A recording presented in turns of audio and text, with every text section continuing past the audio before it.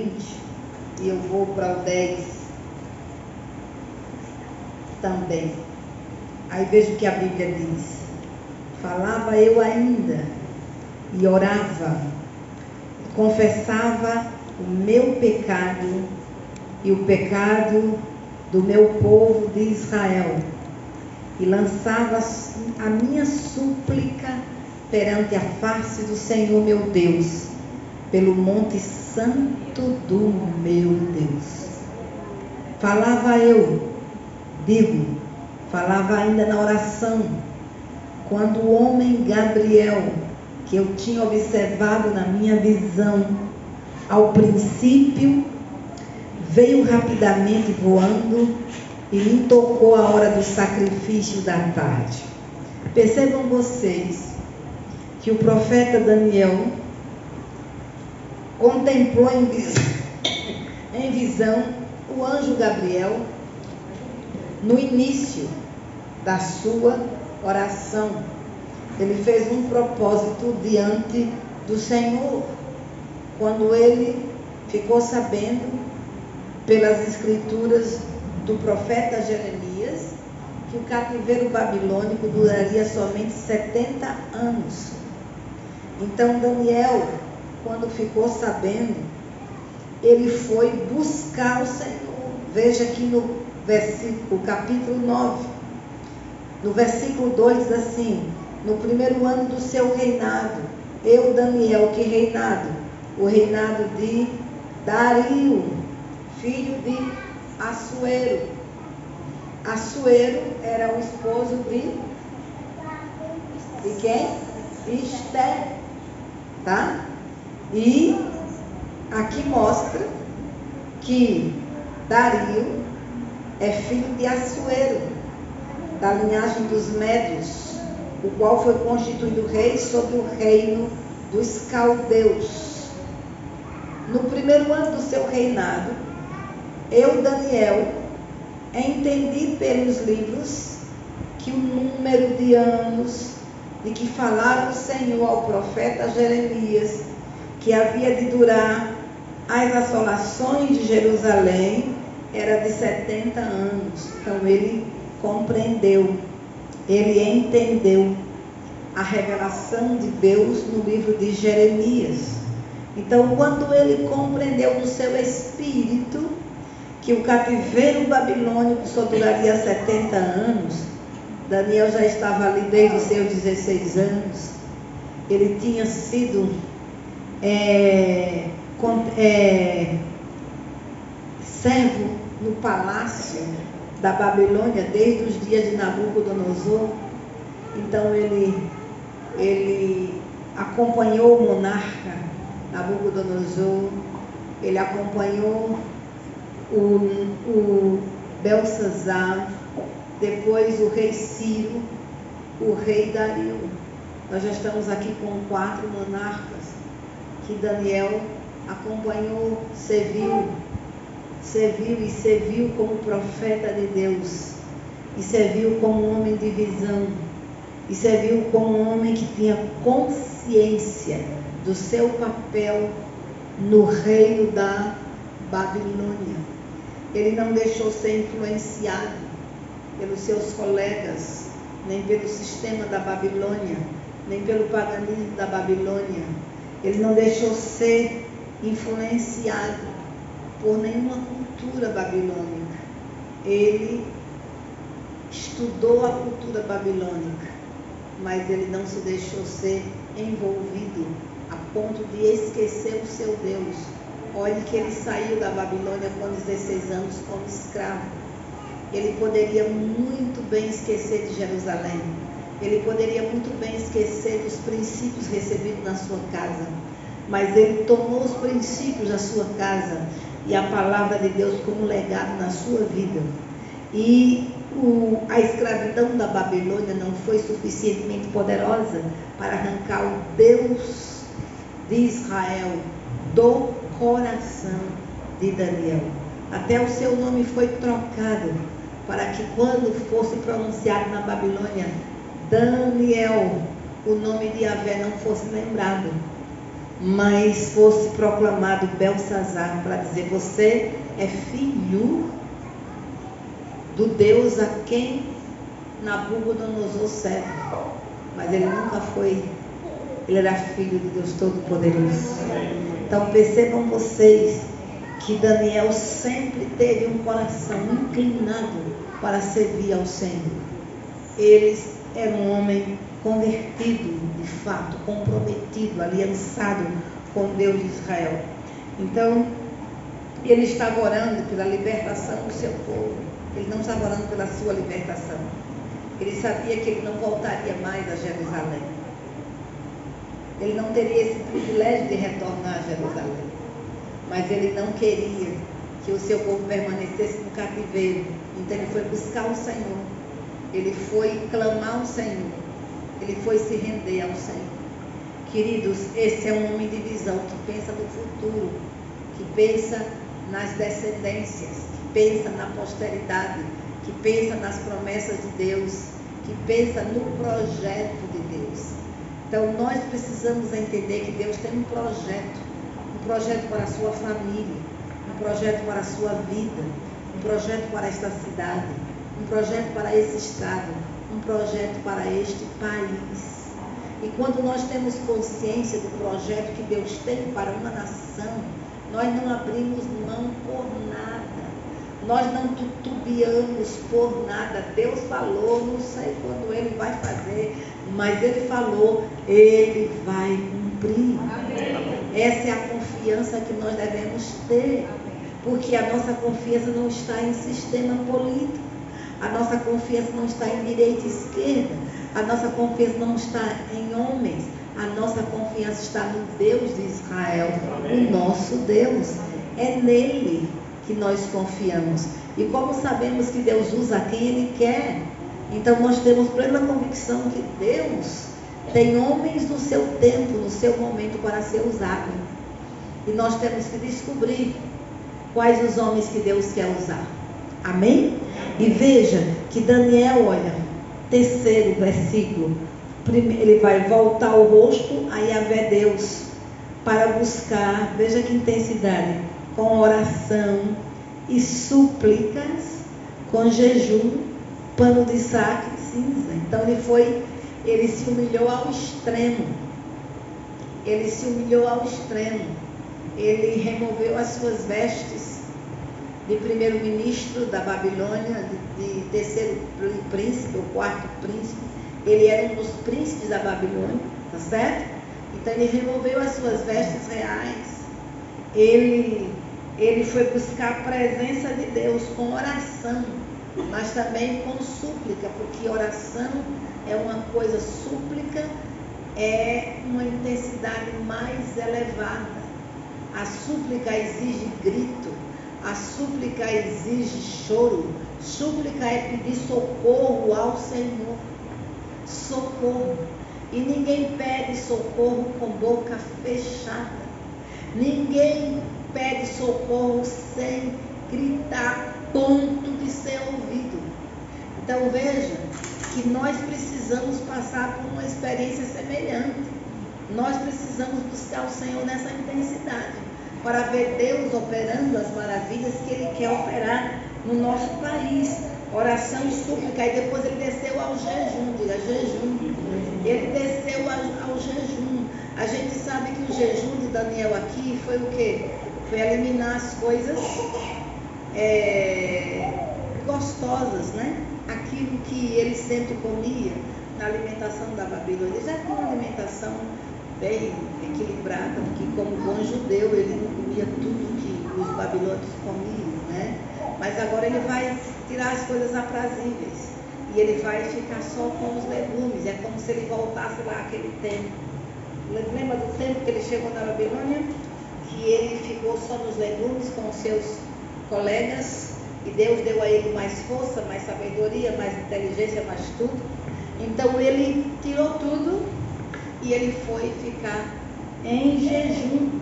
Mas ele também se vestiu de pano de saco e ele jogou cinza na cabeça. Queridos, era uma posição de profunda humilhação. Na nossa cultura nós não temos isso. né? Mas na cultura oriental ainda se tem isso, né? Você vai lá nos grupos da África, né? Moçambique, Angola, dependendo da tribo, o luto é um negócio assim absurdo, que você fica, meu Deus do céu. Tem luto que a viúva fica 45 dias num quarto, sem sair para seu ninguém. Sem sair para seu ninguém. E o que acontece? Lá em Moçambique, as viúvas, Angola, as viúvas não têm privilégios como nós temos aqui. Quando o marido morre, ela perde absolutamente tudo, ela perde até filhos, dependendo da tribo.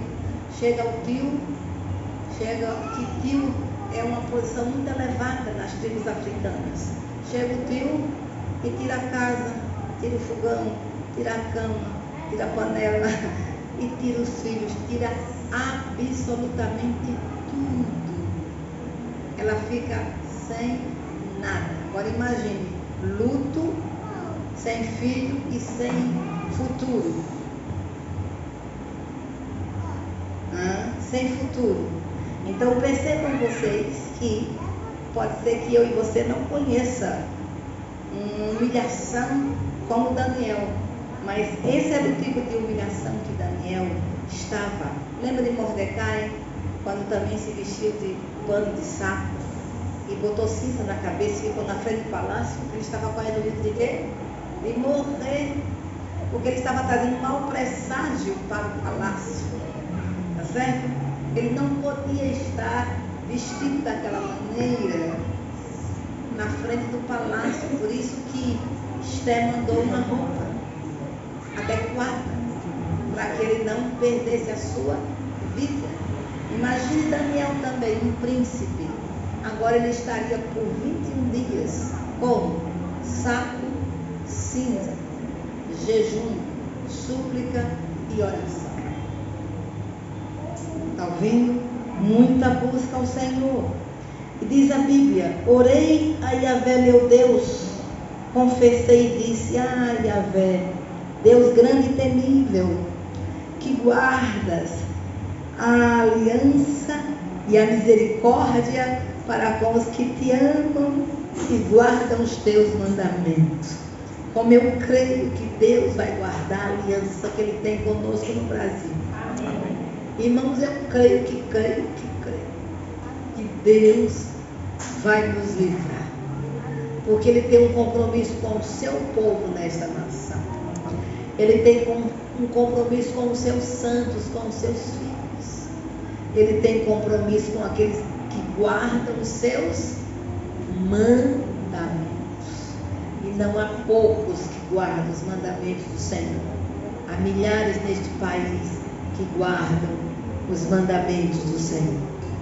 Aí Daniel diz assim: temos pecado, cometido iniquidades, procedemos perversamente e fomos rebeldes, apartando-nos dos teus mandamentos e dos teus juízos, e não temos ouvidos aos teus servos, os profetas, que em teu nome falaram aos nossos reis, nossos príncipes e nossos pais, como também a todo o povo da terra. Percebem vocês? Daniel tinha consciência do seu próprio pecado, porque Daniel sabia o motivo pelo qual Jerusalém foi destruída. Ele sabia, porque ele precisou vir na primeira leva com outros judeus para a Babilônia.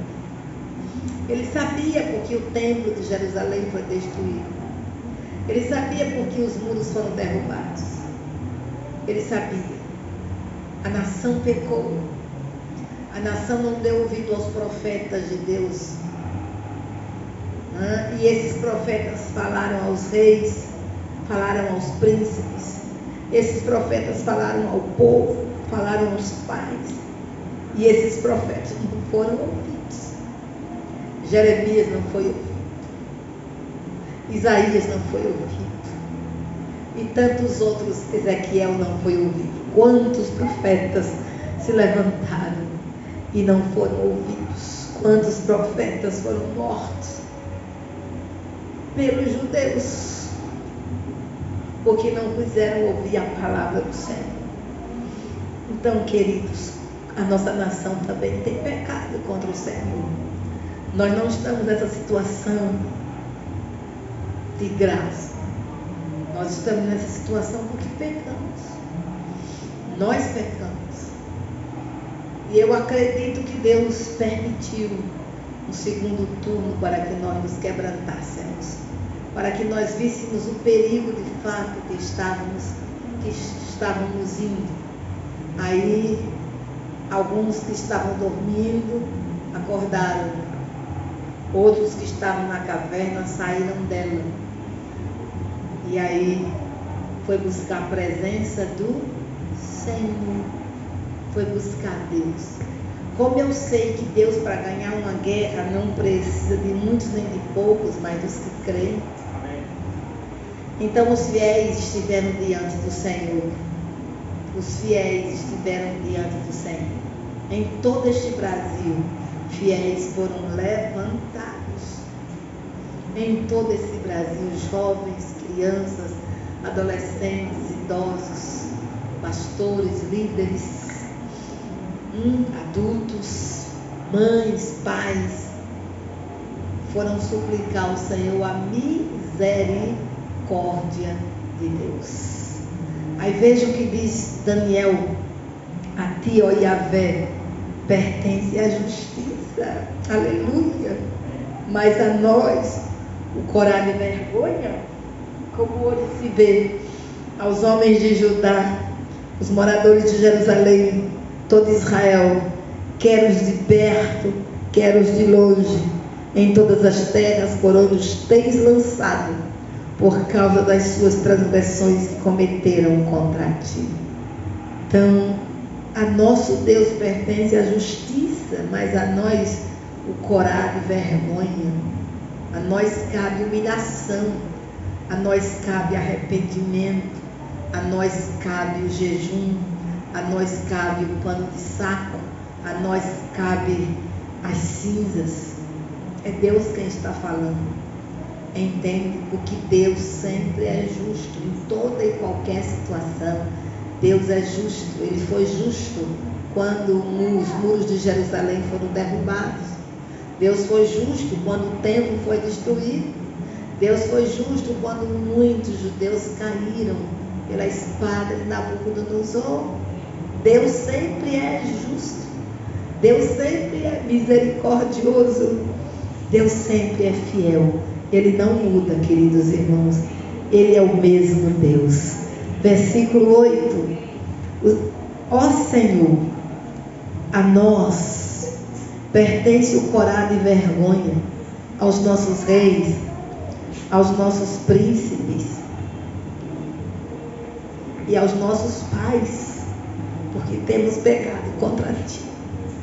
Eu vi uma propaganda dos moradores de Pó, lá de Roraima, os venezuelanos, e ele dizendo assim na reportagem: nós somos os resultados, nós somos as consequências dos votos dos nossos pais, dos nossos avós.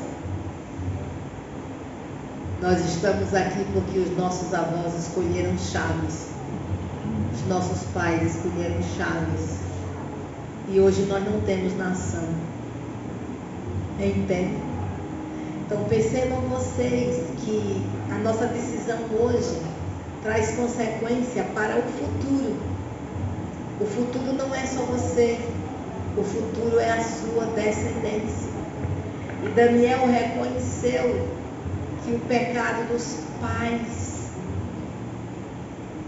legou a descendência futura, legou o cativeiro babilônico. E como diz o pastor Hernandes, o cativeiro babilônico foi gestado na casa do rei Ezequias. E quem foi o maior feiticeiro que trouxe o cativeiro babilônico? O filho de Ezequias, o rei Manassés. E porque o cativeiro foi gestado na casa do rei Ezequias, porque Ezequias se vangloriou da posição que Deus lhe deu, que Deus lhe colocou. Ele se tornou soberbo e ele se vangloriou das riquezas, se vangloriou dos tesouros que outros reis deixaram em Judá, se vangloriou da herança dos seus antepassados e se vangloriou da capacidade de gestão que ele tinha de fazer prosperar a nação de Judá. E sem perguntar a Deus nada, ele recebe no palácio quem? Os espiões da Babilônia. E ao invés de perguntar quem eram aqueles homens, de onde eles vieram, não. Ele foi abrindo os tesouros do templo, foi abrindo os tesouros do palácio, foi abrindo os tesouros, tanto os tesouros pessoais, como os tesouros da nação. Olha que loucura! Ele escancarou os portais da riqueza de Judá para o inimigo. Corremos perigo quando mostramos a nossa herança ao inimigo. Corremos perigo quando mostramos os nossos tesouros ao inimigo. Deus não mandou que mostremos tesouros ao inimigo. Quantas pessoas roubadas na fé, na unção, quantas pessoas perderam a caminhada, porque se vangloriaram com aquilo que Deus deu. Olha, esses homens chegaram, viram tudo. E quando aqueles homens saíram, o profeta Isaías foi mandado por Deus à casa de Ezequias para perguntar quem eram aqueles homens. Eu não sei não. Eu acho que eles vieram de um país distante. Olha, o que você fez, Ezequias? Eu mostrei tudo para eles. Tudo. Não ouvi nada que eu não tinha mostrado. Aí a palavra de Deus veio na boca do profeta. E era uma palavra de juízo, de sentença. De sentença. E sabe o que Deus disse? Olha, chegará um dia que esses homens virão e vão destruir essa cidade. Eles virão, vão roubar essas riquezas. Eles virão, vão tomar os seus filhos e vão tornar eles eunucos. Olha o que Deus estava falando. Você não terá descendência na terra. A sua descendência será cortada. Porque os seus filhos virarão eunuco. Eles não se casarão. Olha o que Deus está falando. Aí, para você, Ezequias, fique tranquilo. Que você vai ser sepultado em paz. Olha o que Ezequias fez. Boa esta palavra. Aleluia. Enfim. O que ele estava falando? Mas é boa. Jerusalém vai ser destruída. É boa essa palavra. Olha, os tesouros vão ser levados. Olha, o templo vai ser destruído. Olha, você não vai ter descendência, seus filhos vão virar eunuco. E ele disse, boa é esta palavra. Vai acontecer quando? Nos meus dias? Não, você vai morrer em paz. Tudo bem. O futuro não me pertence, não me interessa. Meus irmãos, não é esse tipo de posição que Deus quer que nós tenhamos. O futuro nos interessa. Que a nossa descendência nos interessa. Que legado vamos deixar para a nossa descendência? Quais os princípios que vamos deixar para essa descendência? Hein? Então veja que uma nação segregada é uma nação que está fadada ao quê? A destruição. Porque se ela não tem princípios que conduzirão as próximas gerações, o que vai ser desse país? O roubo é permitido? O que vai ser da nossa nação? Então você pode matar, pode roubar, você pode mentir, você pode fazer tudo o que você quiser e ser o que você quiser. Aonde essa nação vai parar? Vai ser destruída, como Sodoma e Gomorra. Estão vindo. Então, se nós queremos ter uma nação que agrada a Deus, a nossa nação tem que andar nos princípios de Deus. E nós temos que nos preocupar com o nosso futuro. Com o nosso futuro. Bolsonaro vai passar, mas o Brasil permanecerá. Lula e o seu lulismo irão passar, mas o Brasil irá permanecer. Mas que tipo de Brasil eu quero? Que tipo de Brasil temos que deixar para Samir, para Caleb, para Enzo, para Gael? Que tipo? Que filhos vocês querem ter neste Brasil? Então veja que o profeta Daniel está dizendo que os seus pais pecaram. E eu estou trazendo a questão de Ezequias. Ezequias não se preocupou com o futuro da nação. Ele disse que se dane as próximas gerações. Eu estou bem. Vou morrer em paz, maravilha. Aí Deus deu a ele um filho, homem, chamado Manassés. Ele teve 12 anos para colocar esse menino no trilho do Senhor. 12 anos. Porque quando, veja, ele estava com uma certa idade, não foi? Aí Deus disse, eu lhe darei mais 15 anos. Nesses 15 anos, ele gerou um filho chamado Manassés. Se ele tivesse consciência do que Deus falou, o que ele iria fazer naquele menino? Ele iria dar tudo àquele menino, o quê? Os princípios do Deus Todo-Poderoso. Iria vigiar o crescimento daquele menino, porque Deus disse que vai haver uma geração disso. E eu não quero que o meu filho ande segundo os padrões do mundo, mas parece que Ezequias não cuidou bem de Manassés. Porque quando Manassés cresceu, se tornou rei, tudo que o pai fez, ele desfez. Exatamente tudo. Parece que aquele garoto tinha um ódio gratuito do seu pai Ezequias. Ele não andou em nada nos caminhos de Ezequias. Ele desfez tudo completamente, tudo. Principalmente na área espiritual. Ele se tornou feiticeiro. Ele levantou todo tipo de altar em Judá. E ele sacrificou seus filhos a Moloque. Ele pegou seus filhos vivos e colocou no altar de Moloque para ser queimado, a fim de alcançar poder espiritual, ou bênção espiritual, com aquele sacrifício. Está ouvindo? Os seus próprios filhos. Agora imagine quantas crianças foram oferecidas a Moloque nos dias de Ezequias, ou melhor, nos dias de Manassés. Sabe quantos anos foi o governo de Manassés? 50, mais de 50 anos. Há muita ruindade no poder, não? Porque Deus permitiu tantos anos de governo de Manassés. Mas sabe de uma coisa?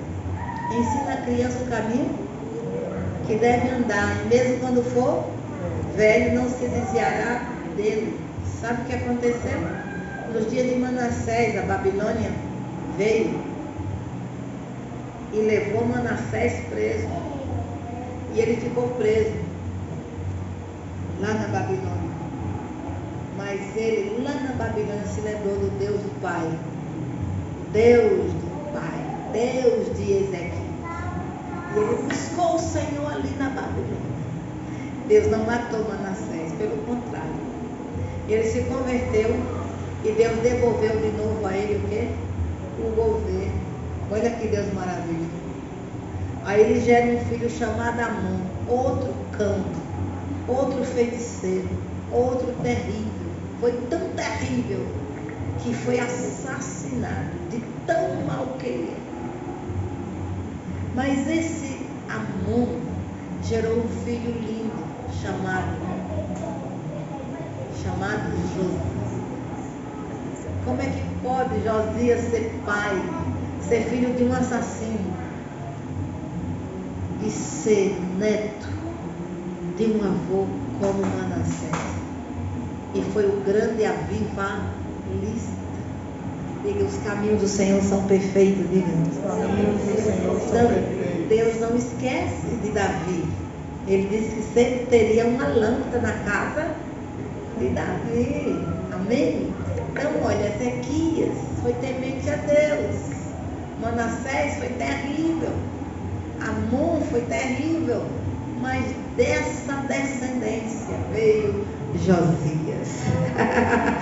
Glórias ao nome do Senhor. Veio uma geração bendita, uma geração temente a Deus. E a Bíblia diz que ninguém, não houve um rei que servisse ao Senhor, que se convertesse a Deus. Está na Bíblia. De todo o coração, com toda a alma e com todo o entendimento. A Bíblia diz que não houve um rei que se converteu neste ponto, nesta profundidade ao Deus Todo-Poderoso. Agora escute bem, Josias estava só com 8 anos de idade quando começou a reinar. Com 16 anos ele começou a reforma espiritual na nação. Com 20 anos veio o avivamento. Aleluia! E ele morreu com 36 anos. Então veja que foi o que? Uma vida curta na terra, fisicamente, mas uma vida que deixou história até hoje. Amém. Ninguém nunca chorou tanto pelo rei como a sepultura, o sepultamento do rei Josias. Então, meus amados irmãos, nós temos que saber que quando nós pedimos perdão, não é só por nós, é por aqueles que vieram antes de nós. Porque aqueles que vieram antes de nós prepararam um caminho. Esse caminho pode ser torto, pedregoso, ou pode ser um caminho reto. Como somos milhares de brasileiros, quantos caminhos espinhosos, pedregosos foram criados por aqueles que vieram antes de nós. Entendeu? Então veja o que diz a palavra. Versículo 10.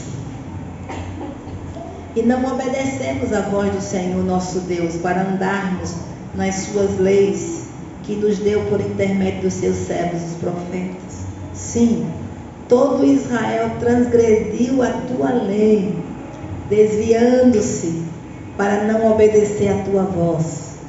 Aí diz a Bíblia, por isso a maldição e as imprecações que estão escritas na lei de Moisés, as maldições do monte Ebal, toda a maldição que foi proferida no monte Ebal, escritas, diz a Bíblia, na lei de Moisés, servo de Deus, se derramaram sobre nós, porque temos pecado contra ti. Maldição é consequência de pecado, de desobediência. Não é o diabo que manda maldição. A maldição é a quebra da lei de Deus. A maldição é a consequência de não andarmos segundo Deus, de não andarmos segundo a sua palavra, de quebrarmos a sua lei, de ignorarmos a sua santidade, de não segui-lo. Aí diz a Bíblia, ele confirmou a sua palavra, que falou contra nós e contra nossos juízes que nos julgavam, e fez vir sobre nós grande mal, porquanto nunca debaixo de todo o céu aconteceu o que se deu em Jerusalém. Percebam vocês que Daniel está dizendo que Deus confirmou a sua palavra. Que palavra? De maldição. As palavras proferidas no Monte Ebal foram proferidas por Deus. Foi Deus quem colocou na boca de Moisés aquelas palavras. E Moisés fez com que 6 tribos que estavam no Monte Ebal para proclamar as maldições, essas 6 tribos proclamassem. E diz a Bíblia, todo o povo tinha que dizer o quê? Amém. Amém. Concordar tanto com as bênçãos quanto as maldições. Por quê? Na aliança há direitos, ou há deveres, não é verdade? E há o quê? Consequências. Se não cumprirmos a aliança. Então o povo de Israel deveria concordar com as bênçãos que viria pela obediência e deveria concordar com as maldições que viria com a desobediência.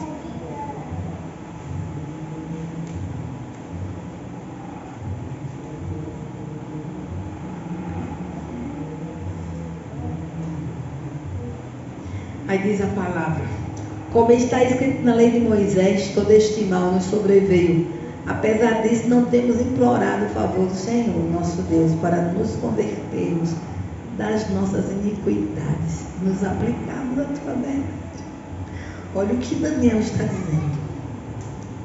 A nação experimentou juízo, mas a nação, apesar de ter experimentado o juízo, não se voltou para o Senhor. Não se quebrantou diante do Senhor. Não se humilhou diante de Deus. Não se converteu das suas iniquidades. Não voltou ao caminho reto. O que diz a Bíblia? Lá em 2 Crônicas 7,14. Se o meu povo, que se chama pelo meu nome, se humilhar, orar e me buscar e se converter dos seus maus caminhos. Conversão é dar um giro de 180 graus. Se houver este giro de 180 graus, então eu ouvirei dos céus, perdoarei os seus pecados e sararei a sua terra. Mas o que eu acho lindo em tudo isso é que a nação não se dobrou, mas Daniel se dobrou. Daniel foi para a presença do Senhor a favor de uma nação. E Deus ouviu o clamor de um só homem. A oração de Daniel abalou os céus. A oração de Daniel abalou principados e potestades, principados da Pérsia, principados da Grécia, forças angelicais das trevas foram abaladas, despertadas, acordadas pela oração do profeta Daniel. Um homem só. Imagine se fosse uma nação inteira. Então, a Bíblia diz assim que a oração de um justo pode muito em seus efeitos. Oh, meus irmãos, como eu creio nessa história, que a oração de um justo pode muito ter seus efeitos. Às vezes nós achamos que para Deus fazer alguma coisa no Brasil é necessário que todo mundo, sem exceção, se una. Eu até fico feliz que todos se unam, mas não, esse não é o princípio da palavra. Não foi assim que Deus agiu.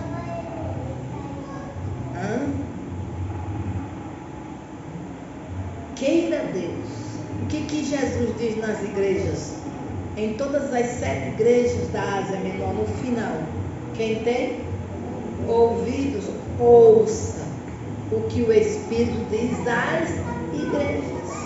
Ele apela para quê? Para a nossa voluntariedade, para a nossa individualidade. Ele apela. Ele não obriga todos a ouvirem. Ele diz, quem tem.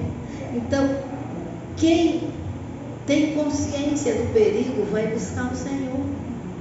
Quem tem consciência do perigo vai jejuar. Quem tem consciência do perigo vai orar. Quem não tem vai brincar.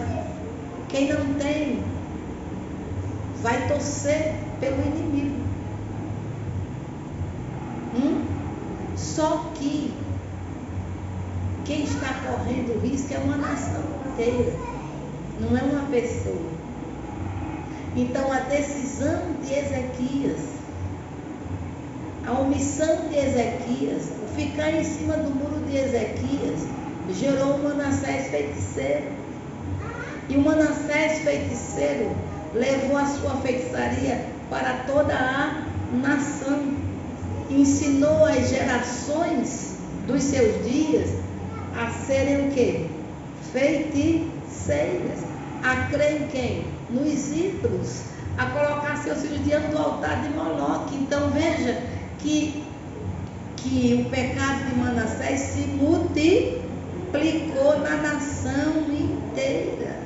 Então percebam, amados, que é muito sério isso. Nós pensamos que um presidente na nação não pode abrir portas para o diabo ou abrir portas para Deus. Ele pode. E o que vem de cima da autoridade maior afeta a toda a nação. Você pode ter certeza disso. Pode ter certeza disso. A nação é influenciada. Se aquele governante buscar Deus, a nação é abençoada. Se aquele governante buscar Satanás, a nação é amaldiçoada. Manassés tornou o seu pecado multiplicado. Amon tornou o seu pecado multiplicado. Aí vem Josias e faz um governo lindo. Mas quem vem depois de Josias, ao invés de seguir os passos de Josias, vai seguir os passos de quem? De Manassés. E Deus levanta Jeremias nos dias de Joaquim. E Joaquim ouviu Jeremias? Não ouviu nada. O que aconteceu? Por causa daquele Joaquim, a nação, Deus teve que unir. Porque se ele tivesse ouvido, bastava ele ouvir: se renda ao rei da Babilônia. A cidade não seria destruída nem um tempo. Mas como ele disse: não me rendo.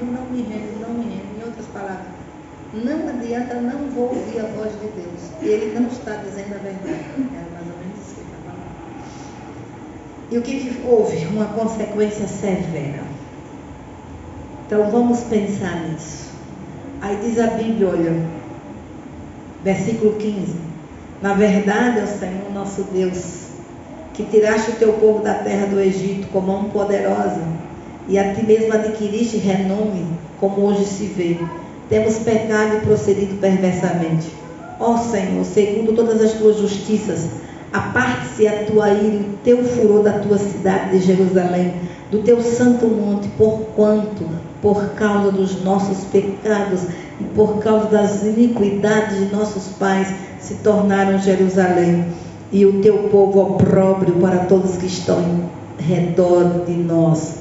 Agora, pois, ó Deus nosso, ouve a oração do teu servo e as suas súplicas e o teu santuário assolado.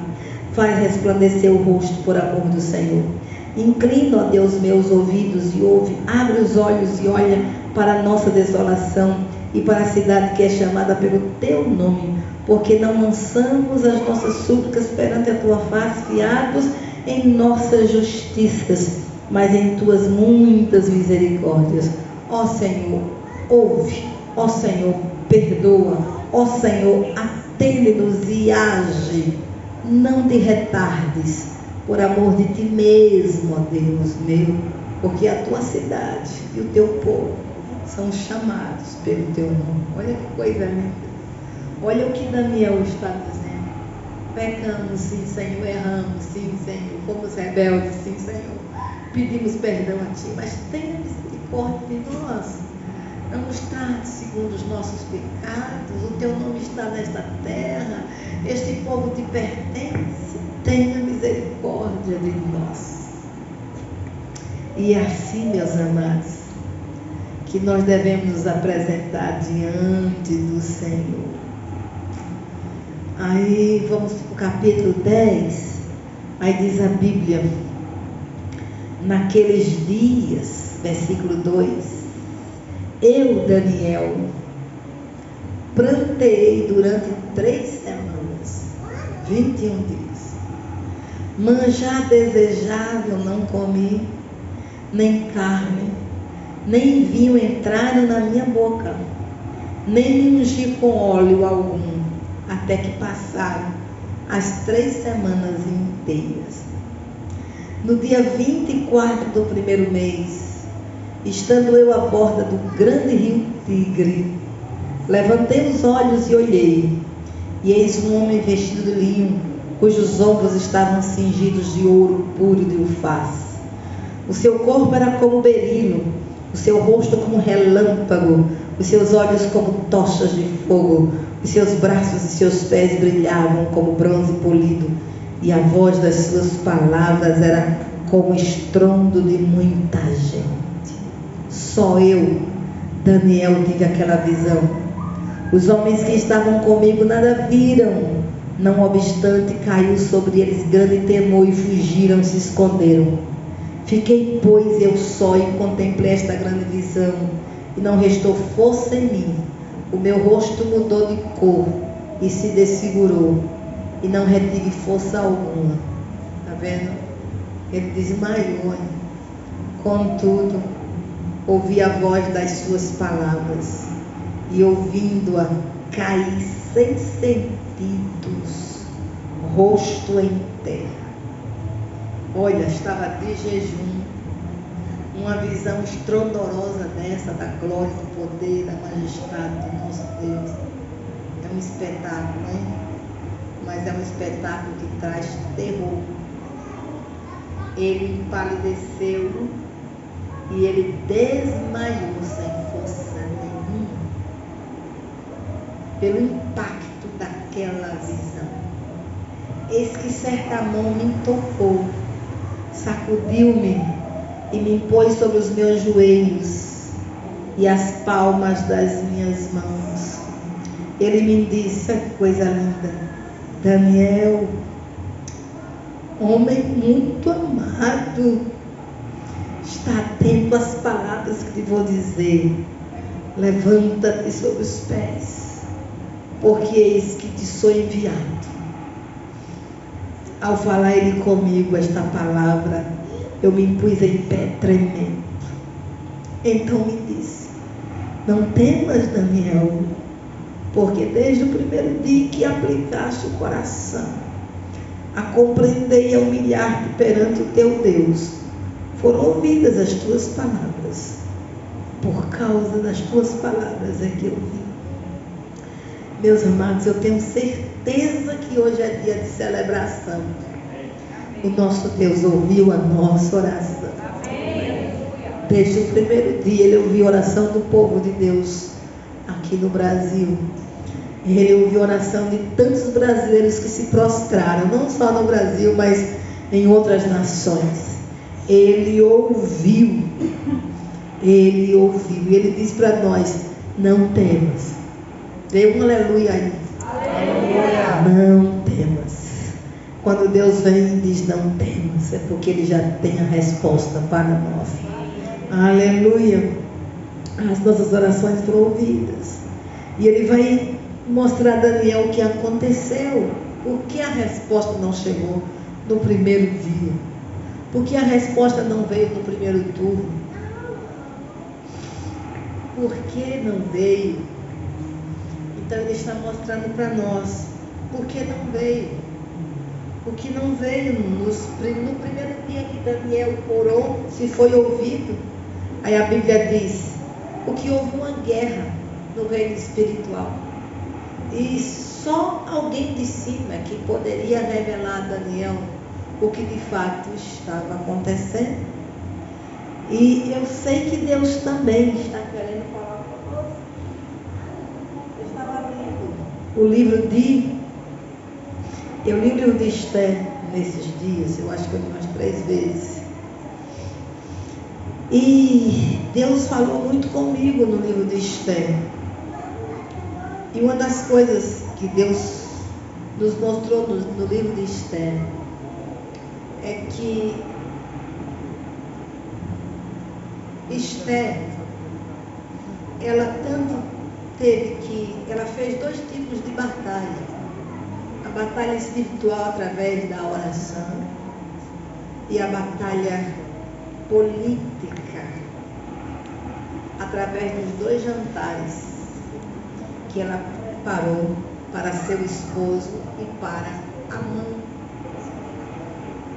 Pela oração, ela venceu principados, potestades, dominadores de trevas. Ela venceu o espírito assassino dos amalequitas, que se manifestava naqueles dias para erradicar o povo de Deus do planeta Terra. O mesmo espírito que o profeta Moisés confrontou pela primeira vez no Monte Refidim. E Deus disse a Moisés: escreve no livro e fala aos ouvidos de Josué que eu mesmo vou riscar a memória de Amaleque de debaixo dos céus. E nos dias do rei Saul, Deus se levanta para fazer cumprir um juramento que ele fez a Moisés, lá no livro de Deuteronômio. E o rei escolhido para ser canal de Deus foi o rei Saul, mas ele não obedeceu de todo. E vamos chegar aos dias de Esther e vamos encontrar amalequitas no pedaço. Vamos encontrar descendentes do rei Agag. E foi justamente esse Agagita Amã que vai se levantar com o mesmo ódio. Porque o mesmo ódio que estava lá nos amalequitas nos dias de Moisés é o mesmo que esteve nos dias de Saul. É o mesmo que esteve nos dias de quem?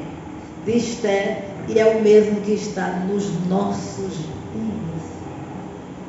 Amalequita pede sangue. Amalequita é alimentado pelo ódio. Amalequita quer tirar do planeta Terra o povo de Deus. E Amalequita, na pessoa de Amã, exige a adoração. O que levou Amã a odiar Mordecai, o simples fato de Mordecai não se dobrar diante dele. Porque Amã era o príncipe mais importante do reino da Babilônia e exigia adoração. E Amã é a pessoa de Satanás no livro de Esther. E quando o decreto de morte saiu, esse decreto de morte, Amã primeiro buscou na alta bruxaria como eliminar Mardoqueu, como eliminar o povo de Mardoqueu. E ele recebeu, pelo lançar sorte na alta bruxaria, no lançar dos búzios, ele recebeu a direção das forças infernais, que o mês seria o 12º mês, o mês de Adar, e o dia seria o dia 13 do mês de Adar. Por que não 12? Por que não 10? Por que não 5? Por que não 20? Porque quem deu esse número foi as forças das trevas. Ele buscou recurso na bruxaria da Babilônia, a alta bruxaria da Babilônia. Então, quando ele tinha as diretrizes infernais para vir contra o povo. Aí ele veio ao rei. Eu quero mostrar para você aqui uma coisa. Presta atenção. Deus quer ensinar você. Vocês não vão encontrar isso em livro nenhum. Revelação vem do céu. Escute bem. Quando ele sai daquela situação, que ele já tem as diretrizes dadas pelas forças infernais, ele vai ao rei. E ele começa a falar deste povo ao rei. E ele começa a incitar no coração do rei algo contra esse povo, porque ele começa a falar mal. E ele diz assim: olha, tem muitos povos no seu império, mas existe um povo diferente. Olha, um povo que não cumpre a sua lei. Ele tem uma lei própria. Por quê? Porque o povo judeu seguia o quê? A lei de quem? A lei de Yahvé. Isso importunava quem? O inferno. Importunava Amã e o inferno. Então a lei desse povo é diferente. Em todas as províncias é um povo diferente. Não vai submeter às leis da Pérsia. Eles têm uma lei própria. Aí o rei vai o quê? Vai começar a ficar irado, né? Vai ficando irado. Aí olha, permita-me que eu me levante contra esse povo. E eu vou colocar nos cofres do seu reino 340 toneladas de prata. Vamos matá-lo e vamos ficar com a riqueza deles. Os despojos pertencem a nós. Olha que projeto maquiavélico. Olha que projeto demoníaco. Prata é redenção. Por este povo eu pago 340 toneladas de prata, contanto que não fique um. Tem que morrer crianças, jovens, adolescentes, adultos, anciãos. Não pode ficar ninguém em todas as províncias. Aí o rei já estava inflamado, né? Disse: pois não, está aqui meu anel. Está aqui o poder político. Use o que você puder usar. O exército da Pérsia estará à disposição sua, para que em todas as províncias eles sejam mortos, erradicados. Brincadeira? Aí, ó, ele já tinha o quê? Força maligna, força política. Então agora vamos agora o quê? Pôr o projeto em ação. Contrate os escribas e vamos trabalhar para que em pouco tempo em todas as províncias cheguem o decreto real, escrito na língua de cada povo. A escrita do jeito que o povo escreve. Veja que coisa séria. Então, em todas as línguas vai chegar o decreto real. Tem que matar o povo judeu.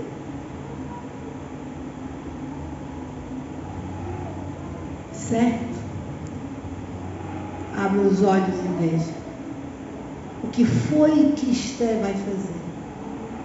Mordecai fica sabendo, rasga as vestes, põe cinza na cabeça, fica na frente do palácio para chamar atenção, chorar, gritar. Que se todo mundo que passasse, ele iria contar essa história. Aí, aquela situação de Mordecai chama a atenção dos empregados do palácio. E através dos empregados chega a notícia a Esther. Esther manda roupa e manda perguntar o que está acontecendo. Aí é quando Mordecai entrega o decreto real e diz: chegou a hora de você sair do casulo, chegou a hora de você sair, Esther, do seu conforto real. Agora é a hora de você se denunciar. Sou judia, porque é um decreto de morte, você não vai escapar nem à casa do seu pai. Está ouvindo? E quem sabe, se não é para este tempo, para esta ocasião, que Deus te levantou. Aí é quando ela leva um choque, é chacoalhada pelo seu tio. A ficha cai, uau, sou judia, uau, estou debaixo de uma sentença de morte, vou morrer com o meu povo, tenho que fazer alguma coisa, porque se eu não fizer, Deus de outro lugar se levantará, mas os decretos do meu Deus serão cumpridos. Estão ouvindo o que Deus faz? Então, os planos de Deus não podem ser frustrados. Se Deus não tem B, conta com C. Se não tem C, conta com D. Se não tem D, conta com F. Mas os planos de Deus são realizados. Então, guarde no seu coração isso. E o que é que Esther vai fazer? Esther vai convocar o povo. Mordecai diz ao povo que jejue por mim, que não coma, que não beba. Porque eu vou entrar na presença de Deus. Eu vou buscar ao Senhor. Eu vou jejuar com as minhas amas. Não vou comer e não vou beber por 3 dias. E depois eu vou falar com Assuero. Se pereci, pereci. Se morrer, morrerei. Mas eu não vou deixar isto barato. Percebam? Quando ela ora, busca o Senhor, o que ela está entrando? No reino espiritual. E ela está desfazendo o quê? Está desfazendo o projeto de Satanás lá nas alturas, lá no reino espiritual. Ela está confrontando com a potestade de Amaleque.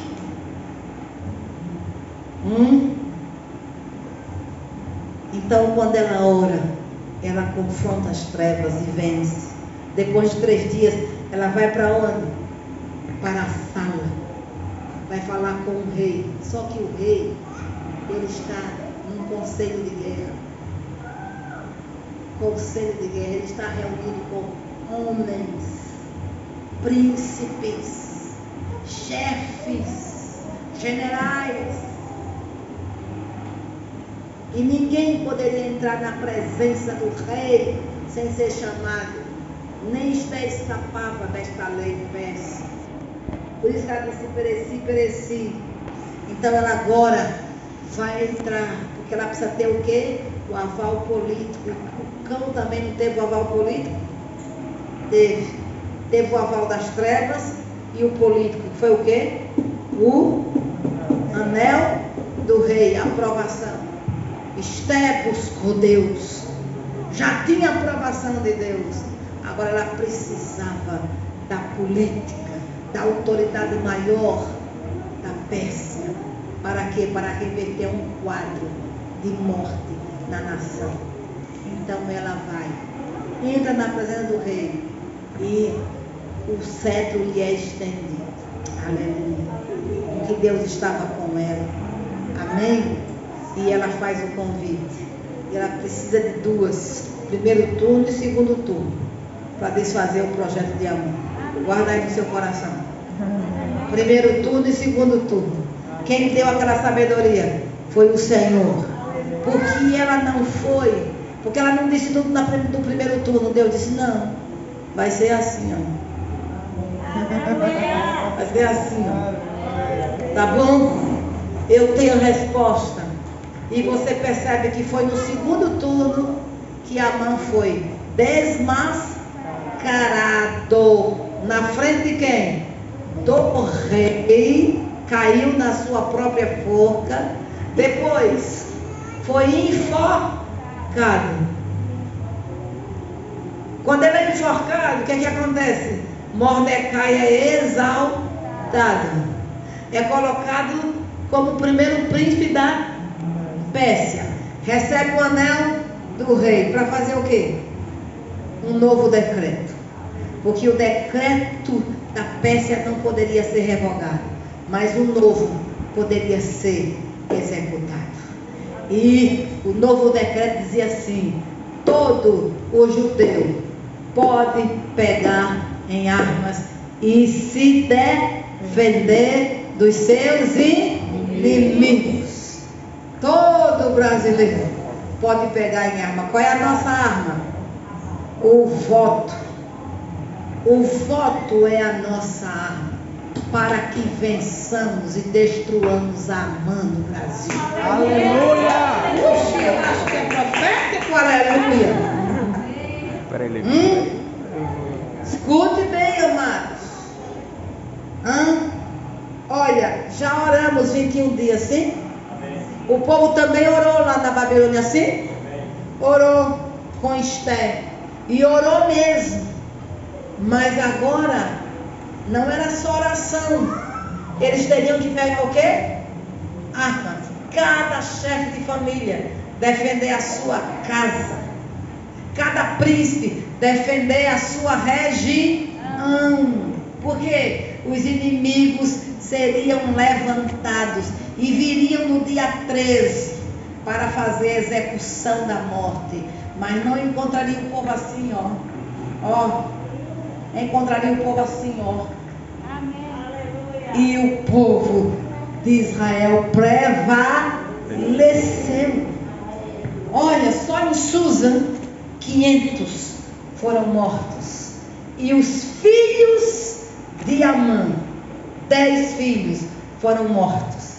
E a Esther, sabida, inteligente, cheia do espírito e ousada, pede ao rei e diz: eu quero que os corpos dos filhos de Amã sejam colocados na forca.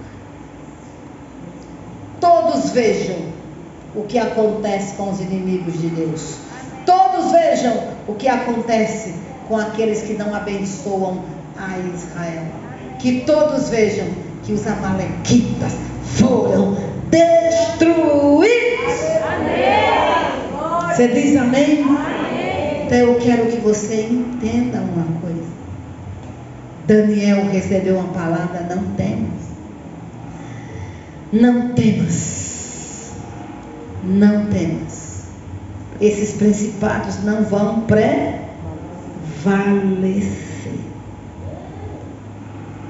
Não vão prevalecer. Não temas, homem muito amado. Pai seja contigo. Ser forte, ser forte. Não temas, igreja. Ser forte, ser forte. O nosso Deus pelejará por nós. E nós ficaremos o quê? Calados. E sabe o que Deus fez nos dias de Esther?